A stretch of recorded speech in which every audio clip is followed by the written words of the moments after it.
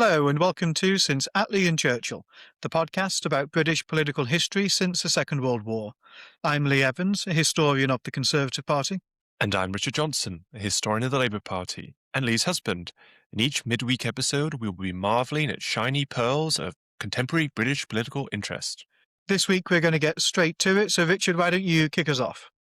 So my matter of interest this week is a piece that I wrote for The Telegraph on the subject of whether in British politics it's better to be a faithful or a traitor, as our British audience will be familiar, but maybe our international audience less so, unless they're Dutch, because I think the show originated in the Netherlands. At the moment, gripping British pop culture of a certain sort is the BBC television programme Traitors. And I was inspired to write this piece both by the television show and also by Robert Jenrick's defection from the Conservative shadow cabinet to Nigel Farage's Reform UK.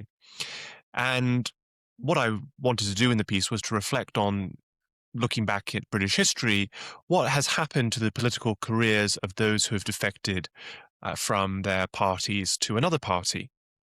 And I think broadly, the pattern, such as it is, breaks into two camps.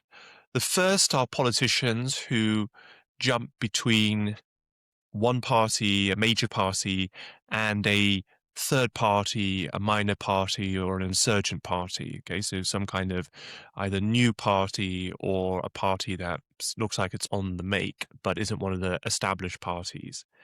And in those instances, the lessons from history, insofar as we can draw them, are not particularly salubrious for the defector.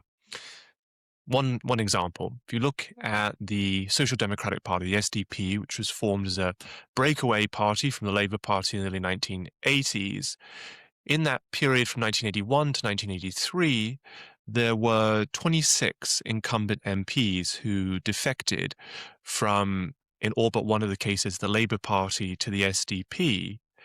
And even though the Labour Party did very poorly in the 1983 general election, and you might think, oh, so the defectors would have been the beneficiaries of that, in that election, only 5 of the defectors were actually re-elected, were actually returned to Parliament after the general election. So in the vast majority of instances there, defection was not a good move for the defectors because it actually cleared them out of the House of Commons at the next general election. We can see another pattern more recently, where in the 2017 to 19 Parliament, which had the most MPs changing party affiliations of any Parliament in British history, in February of 2019, 11 MPs left their parties, both the Labour and Conservative parties, to form a new party called Change UK, and not a single one of those 11 MPs survived the December 2019 general election. Nor did the MPs who defected to the Liberal Democrats, some of those who went to Change UK, then went on to the Liberal Democrats. You also had some Conservative MPs like Philip Lee and Antoinette Sambach who stood as Liberal Democrats, and they didn't get elected either. And the final bunch of this group of MPs defecting to minor parties, we might say, are the first wave of the Faragists. These are the first UKIP MPs. So the first UKIP MP was a gentleman called Bob Spink, who was an Essex MP who defected to UKIP from the Conservatives in 2008. And Spink fell out with UKIP, and by the end of the year, he wasn't a UKIP MP anymore, and in 2010, he lost his seat. There were 2 more Conservative MPs who defected to UKIP in the middle of the 2010s, Douglas Carswell and Mark Reckless. Both were elected in by-elections. They resigned their seats and re-stood as UKIP candidates and won their seats in the by-elections, but Reckless then lost his seat the following year in the general election of 2015, and Douglas Carswell, although he won his seat in the 2015 general election, by the 2017 general election, he left Parliament, and the word on the street is that he and Nigel Farage fell out massively. So if Robert Jenrick and Nadeem Sahawi, although he's not an MP at the moment, and Danny Kruger, who's another Conservative MP who defected to Reform, if they are moving from a major party to a minor party, and if reform fits in that mold, then, of course, history isn't determinative, but it often rhymes. That's not necessarily a good sign. But, as I also write in the piece, there's a second category, which are MPs who switch between major parties. And those MPs often do quite well in the sense that they will get rewarded quite often, always, with some kind of ministerial position that maybe they wouldn't have necessarily had if they'd stayed in their party. So, a famous example is Reg Prentice, who was an education secretary and overseas development minister under the Labour governments in the 1970s, who then defected in 1977 to the Conservatives. The Conservatives found him a safe seat in 1979 as a Conservative MP, and he was brought into Margaret Thatcher's government as a minister, I think as soon as the Conservatives came into office in 1979. And then on the Labour side, or from the Conservative to Labour side, you have Sean Woodward, who was a member of the Conservative front bench after the 1997 election, but in 1999 he defects to Labour, and he's brought in by Labour to be a coordinator of the 2001 general election. He's given a safe Labour seat, and he ends up serving as a member of the cabinet, the Labour cabinet. He becomes Northern Ireland Secretary under Gordon Brown. And there are a couple of other examples as well. So it's all quite long-winded, but the point there is if Reform is not a minor party anymore, but is actually a major party, then maybe defecting now rather than later bears some fruit, because maybe that means that you position yourself for some kind of ministerial position. But it's 3.5 years away, potentially, from a general election. A lot can happen then.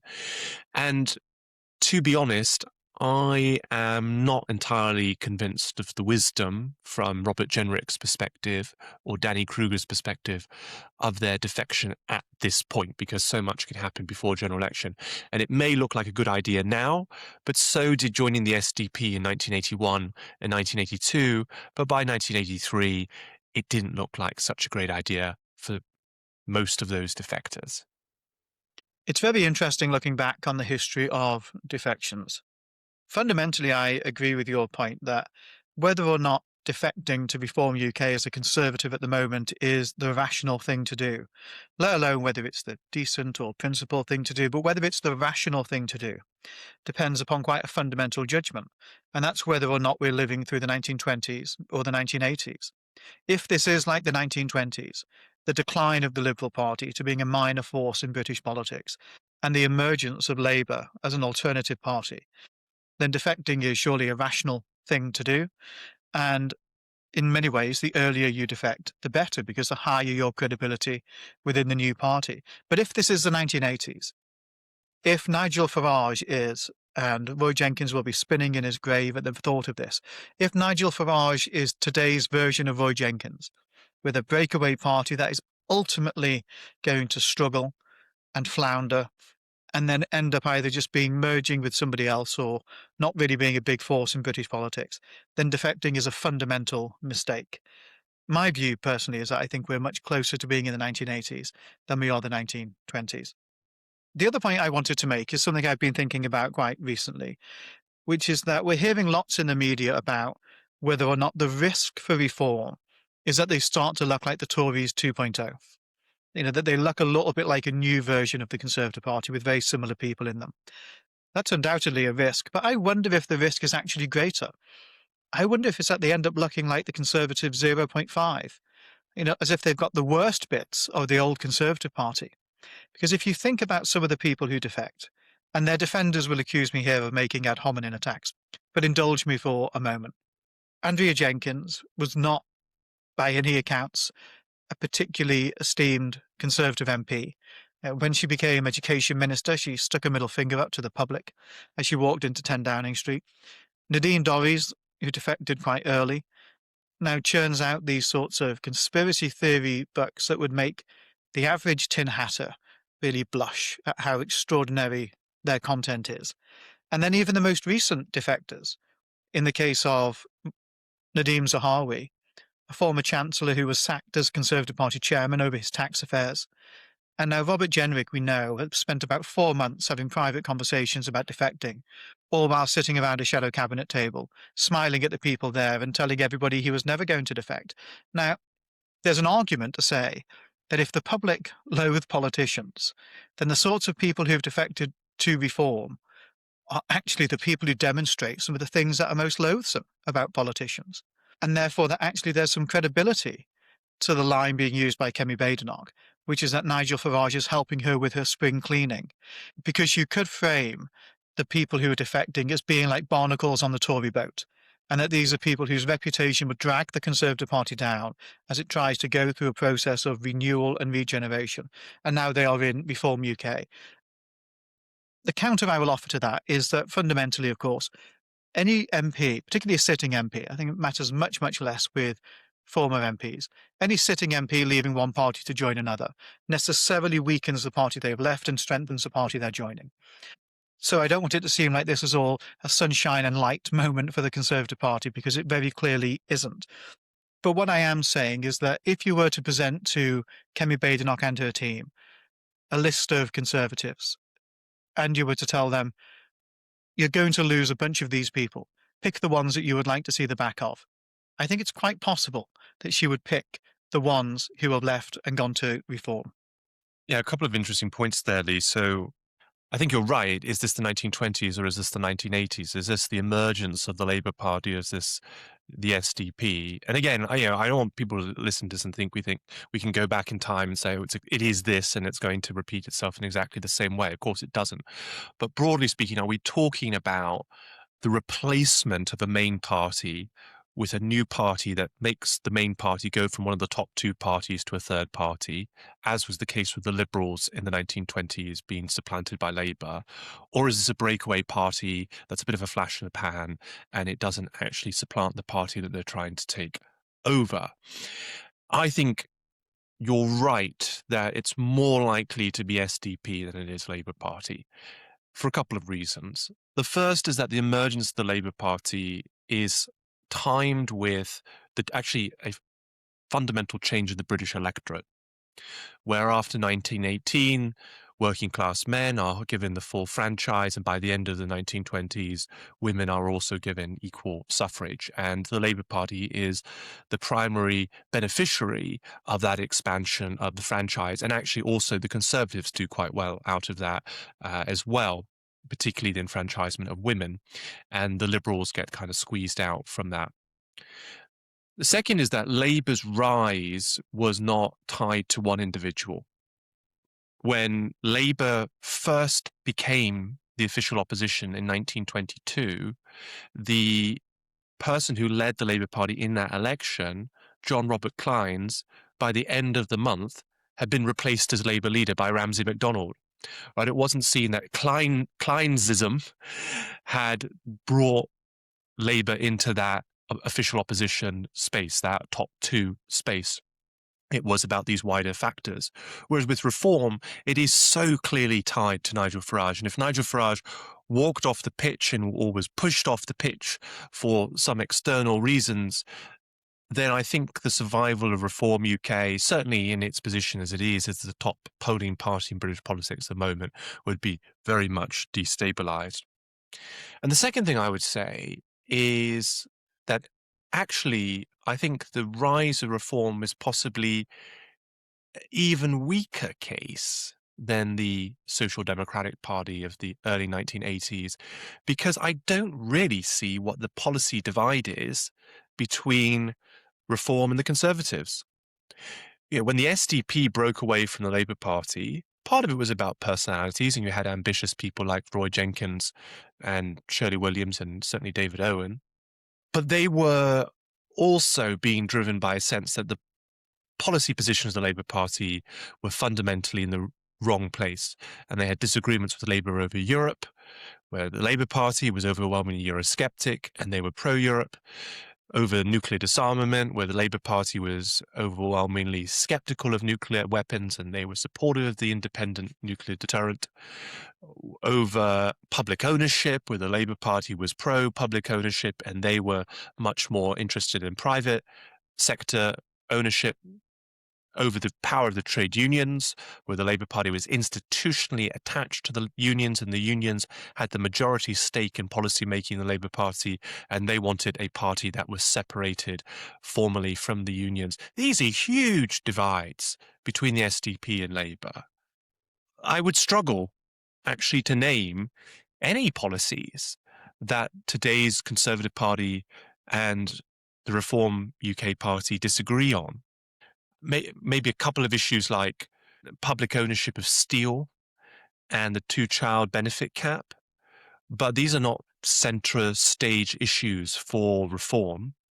And actually, I think probably within reform, there's actually a lot of unease about reform's pro-public ownership, welfarist dimensions to it.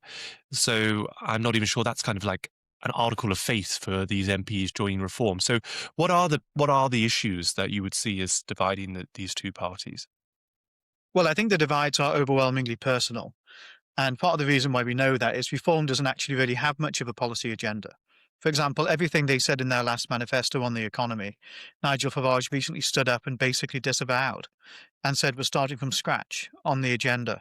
So the differences are overwhelmingly personal. And I think there's a big part of it that is about ambition and personal ambition. I do think that's a factor in Jenric's defection. I also think it's a factor for Nigel Farage. You know, Nigel Farage is a remarkable politician in so many respects. But you don't become the sort of politician Nigel Farage is, and you don't have the sort of success that he has had in politics without also being quite an ego-driven person. Right? Otherwise, you wouldn't continually and consistently put yourself forward to lead political parties in the UK, as Nigel Farage has now done over the course of decades. So if the divides are largely personal and largely about ambitions, that brings us on to a question of where does reform go? Now, I personally think, and people will disagree with me, I'm sure, but I personally think that the end game for reform will be some sort of internal bust up that will involve 5 or 6 men, their ambition to lead reform or to be at the vanguard of whatever movement replaces reform in the wake of Nigel Farage eventually stepping back at some point in politics. Maybe this side of the election, probably not, but most likely after the general election. People like Richard Tice, Zia Youssef, now Robert Jenrick, and some others will be fighting like cats in a sack at some point. And one of the things that happens when you have a party that is largely brought together by deeply ambitious people who have already left in pretty much every case of political party. Right? The people who are in reform at the moment have, I think, without exception, in their parliamentary party, all previously been members of other political parties and walked away from them. In the case of Lee Anderson, has walked away from several political parties. Right? This is not going to be a cohort that is known for being team players and being loyal to a party brand and operation. So ultimately, I think that will combust. And I suspect Robert Jenrick's defection has accelerated that process. And my view, and this is a bigger view about politics than just Reform or the Conservatives, my general view is that we have two really quite well-established parties in this country for more than a century or so. We have the Conservative Party and we have the Labour Party, both imperfect, of course, obviously, in many ways. But that fundamentally, if you're on the left of politics, I think it makes most sense to argue for your views and for your values within the Labour Party. And if you're on the right of politics, it makes sense to argue for your views and values within the Conservative Party. And that splinter parties are generally a mistake because they assume that parties cannot change, that leopards don't change their spots and that parties always remain as they were. But we just know from history that is not the case. Think about how much the Labour Party's changed in the last decade, from Jeremy Corbyn as leader to now Keir Starmer kicking him out and leading a government that lots of Labour members think is on the right of politics. Or think about how the Conservative Party changed, for example, say between Ted Heath in the early 1970s and Margaret Thatcher by the end of the 1970s. Now, these are the same parties, often the same people, but there are internal battles of ideas that get fought and get won. And if your ideas are better, then we have to trust that they will win the internal battle. And I think it's much better to be in those parties arguing for what you believe than growing discontented and leaving. And I really hope that's what lots more people do, with the exception of those who would put their own personal ambitions above all else, in which case, well, they're probably welcome to do whatever they so please. I completely agree with you, Lee, that I mean, this whole discussion, of course, is predicated on the existence of the first past the post electoral system. Mhm. If we were under a proportional representation system, then it would be much easier and more logical for politicians to flit between parties for the sake of their own personal ambition. Indeed, it's one of the cases I think that's against proportional representation, one of many. But under first past the post, I've always taken the view that except in extreme circumstances, such as what we saw at the start of the 20th century, where you saw literally one of the big parties fall away into a shadow of its former self and a new one emerge, but as I've already explained the reasons why that was tied to particular conditions that are unlikely to be repeated. It makes sense to achieve policy change by organizing within the major parties. And it takes a huge amount of effort to set up a new party. And I don't just mean that as like it's too hard work. What I mean is like there is a people would call an opportunity cost in setting up, building out a brand new party, when actually one way that you could have, I would argue, much bigger influence is by trying to take over or certainly have a much bigger say within one of the two main parties. And to be honest, if Nigel Farage had become a Conservative MP, then he would probably be leader of the Conservative Party at the moment. And he may still be able to bring about a once in a century election result in which he becomes prime minister as the leader of a party that's not one of the two main parties, but it's a hell of a climb. Lee, what's your matter of interest this week? This week, I wanted to talk about some new research that's been put together by Tim Bale, Paul Webb, and Stavroula Krona, called Britain's Party Members. And it's based on some extensive research they've done with YouGov, looking at who are the members of Britain's political parties. And it's really fascinating. We will put a link to it in the show notes. I'd strongly encourage you to take a look. I wanted to make a quick point on why I think this matters. First of all, whilst being a member of a political party is less common now than it was in the past, in the 1950s there were about 3 million Conservative Party members. The Labour Party has been a mass membership party as well in the last century in particular. There were still a great many people who do join political parties, more than 500,000 people when Corbyn was leader of the Labour Party. We've seen these big surges in membership numbers in Reform UK and the Green Party in recent years. So there are still a very significant number of people who join political parties. And secondly, even to the extent that it's been in decline, party members still play a really important role in being the face of their political party in local areas, whether that's a leaflet that you may get through your letterbox that's delivered by a party member, whether that's somebody who knocks on your door, whether that's a local councillor who happens to be your most immediate interaction with the political party. So I think who is a member of parties does still fundamentally matter. A few points that were really striking from this study. One of them is that I think we can see a bit of a reason why the Lib Dems did very well at the last election, but which may not necessarily suggest they are all that strong when you scratch beneath the surface. Because the Lib Dem membership does not look anything like the country, and in fact it is the least like the country of all the party memberships. So, for example, if you look at gender balance, the British public in general is about 52% female.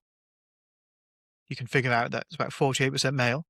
The Green Party is about split between the genders. Labour leans slightly towards men, as does a Conservative Party, 57% and 56% male in both cases. Reform is slightly more male still, with 61% of their members being men. But the Lib Dems, remarkably, 2/3 of Lib Dem members are men, the most male-skewed party membership of the lot. You can also see how out of touch Lib Dem members are when it comes to their age as well. So the headline is, very few young people join political parties. And the political party, in fact, which has the largest percentage of 25 to 49-year-olds making up its membership is in fact the Conservative Party. So the Conservative Party is strikingly younger than the membership of other political parties. The people who are most likely to join political parties for all but the Labour Party are the over 65s. So being a party member really is an old person's game. And strikingly, the only party where more than half of their members are over 65, basically of retirement age, is the Liberal Democrats. It's 47% in Reform, 38% in the Conservatives, 32 in the Greens, and 30 in Labour. The final quick example on that Lib Dem point, which I'll just go through. So whereas 57% of the UK population are middle class, so fall into the social categories A, B, C, 1, 90% of Lib Dem members are middle class. That contrasts to 83% in the Conservatives and the Greens, 72% in the Labour Party. We see there really quite a fundamental change in the demographic makeup of the Labour movement in this country over the course of more than a century, but certainly in recent decades. And in terms of class, at least, the membership that looks most like Britain is Reform, where 59% of Reform members are middle class. So some really interesting and actually quite counterintuitive things there, I think, about who is joining each of the particular parties. A second thing which is really interesting when looking at these figures is just how much you can predict in lots of cases which party somebody would be and by their views on Europe. So in terms of which vote, Remain or Leave, did party members cast in the 2016 referendum, 88% of Green members voted Remain, 83% of Labour, 91% of Lib Dems. The only party which is as polarised around the European question as the Liberal Democrats is Reform, where 91% of their members voted Leave. The party which is most split in the way that the country is, and you could argue that's a strength in terms of being representative of the country, or a weakness in terms of lacking coherence, is the Conservative Party, where 60% of them voted Leave and 35% voted Remain. Now, so far, I've been maybe a little harsh on the Liberal Democrats, so maybe some good news for the Lib Dems from this study, which is about the activity levels of party members before the last general election. So for every party, the most common response to "did you give up any time to help your party in the last election" is no. A plurality of all party members said they did nothing, including a majority of Conservative Party members and 49% of Green Party members. Interestingly, just 35% of Reform members said they did nothing in that election, which I actually think is possibly an example of people, and I think this is some evidence of this more broadly, overestimating if they contributed to their party's campaigning. I'd be very, very surprised if 2/3 of Reform members actually gave up time to campaign in a general election. But that is certainly what they report. But the Liberal Democrats had the most engaged members, with around 1 in 6 saying that they dedicated over 40 hours of time to their party in the lead up to the 2024 general election, and only a third saying that they did nothing at all. So the Lib Dem membership may be fairly small. We know it's declined by half in the last half decade or so. It may be old. It may be wildly unrepresentative of the class profile of the country, but it sure as hell is active in terms of helping its party at the last election.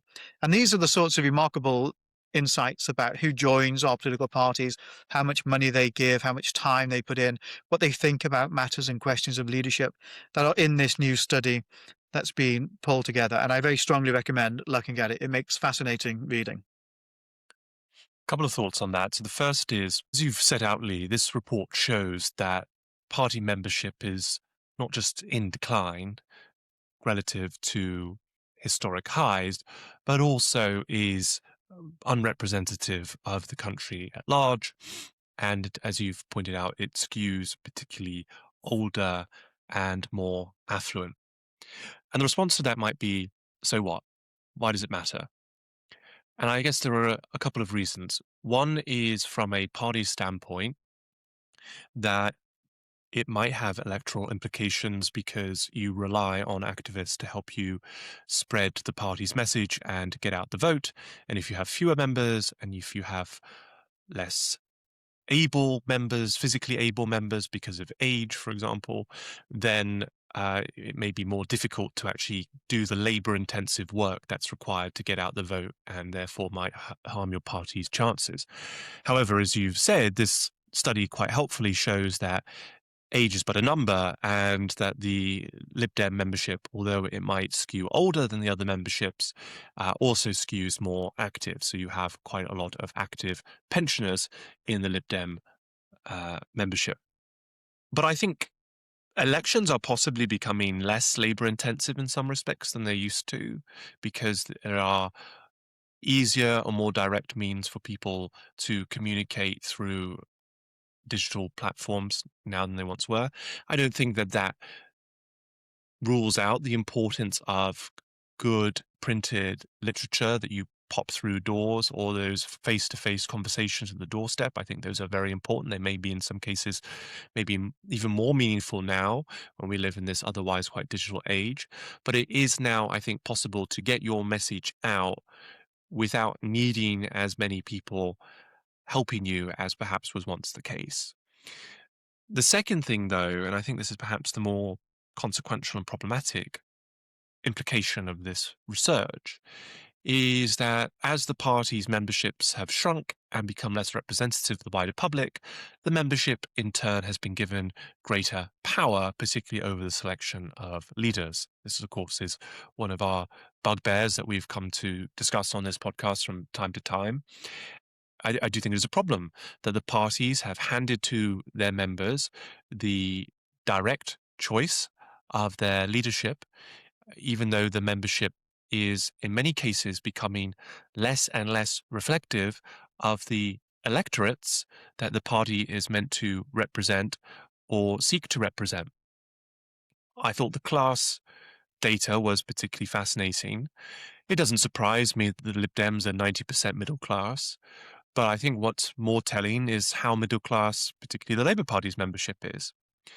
And although Reform is more working class in its membership, as you pointed out, it's basically 50-50. It's basically proportionate to how the ABC1, C2DE class social grade breakup of the country falls, which is basically 50-50, 55-45, depending on how it's calculated. There is no party that is disproportionately working class. And historically, you would expect, particularly the Labour Party, not necessarily to be representative of the overall country, but actually to skew the other way.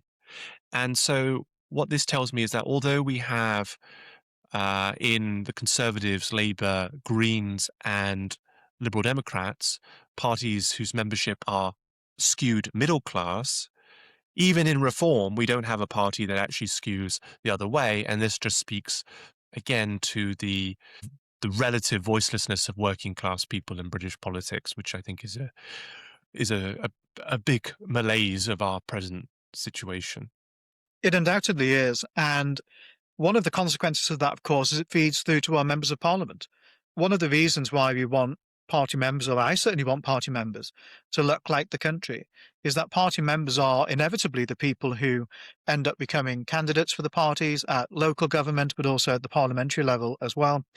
And if you basically have exclusively middle-class people in a political party, then, well, you're going to end up with an exclusively middle-class parliamentary party.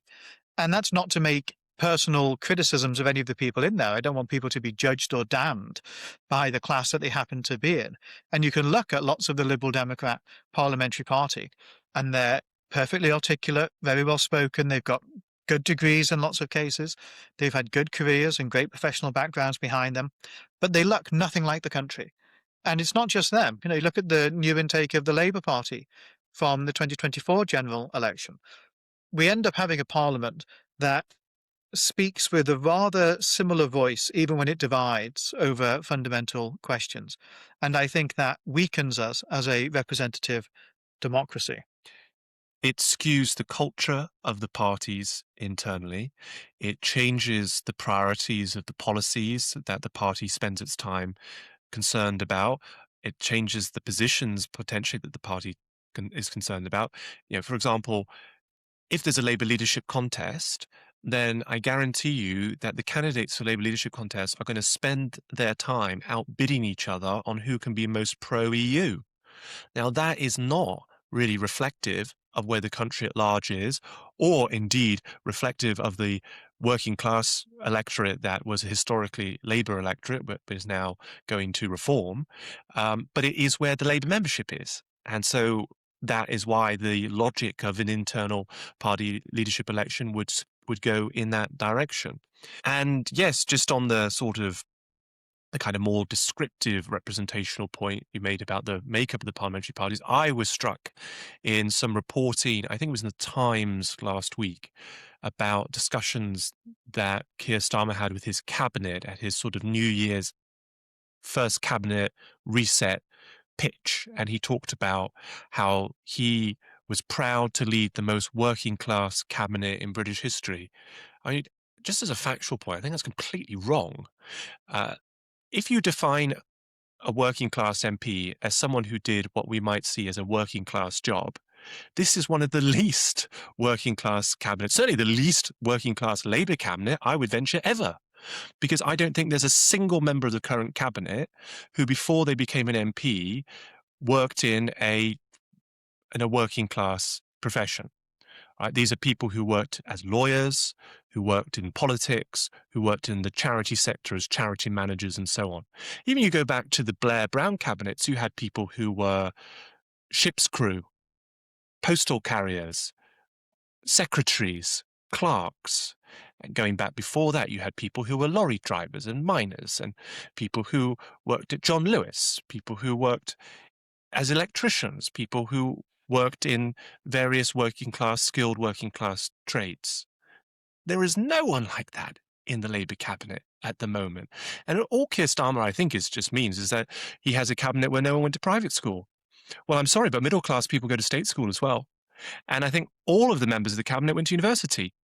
So maybe the reason that Starmer feels confident in saying this is that the Labour Party has so successfully purged itself of people who actually were in working class jobs as adults in their own life, not just sons of toolmakers and sons of security guards, but actual toolmakers and security guards, that this is now the mindset that has set in the Labour Party. And it just shows how detached the party is from its traditions and where its historic support used to be. Before we wrap up, I do just want to say something about joining political parties. I do think, and you see some of this in this study as well, I do think joining a political party is fundamentally a good thing to do. And that what party members do is pretty noble, really. If you think about the party members who say that they give up their time to campaign, really what we're talking about there is plodding around the doorsteps, either knocking on doors or putting leaflets through people's letterbox. In 99% of cases, they're doing that without any sense of personal reward, unless they're the candidate, of course, and hope to get in. But they're doing it because they want to see a person or they want to see a cause or a party or a set of ideas succeed. And I think giving up your time and energy and effort is a really noble thing to do for the causes that you believe in.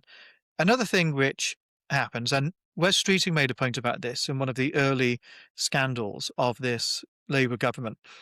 I actually think in the vast, vast majority of cases, people who donate to political parties are doing something very noble as well. So the figures in this report showed that around about a quarter of Green Party members, same in Labour, gave money to the party before the last general election.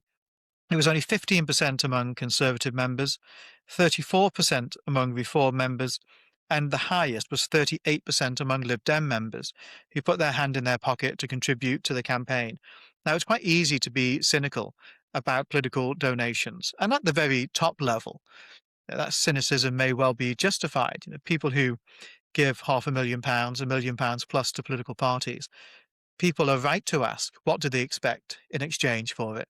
If we think back to one of the scandals of the Blair years, when Bernie Ecclestone gave £1 million and Formula One got an exemption from the ban on tobacco advertising, people raised their eyebrows and rolled their eyes, and perhaps justifiably, probably justifiably. Who am I to say? But in the vast, vast, vast majority of cases, what party members are giving is £25, £50, £100, and they have no realistic expectation of getting anything personally back in exchange for that. And in fact, even if they did expect it, I don't think they'd get it because parties aren't likely to really go out of their way to pander to people who give them small donations. But it's on such small donations, just as it's on members in general, that parties depend. And ultimately, it's on our political parties that the health of our democracy depends. So there's a lot to be said, I think, for being a member of a political party. That's all for this midweek episode of Since Attlee and Churchill. If you've enjoyed listening to the podcast, we hope that you'll leave us a favourable review wherever it is you get your podcasts from.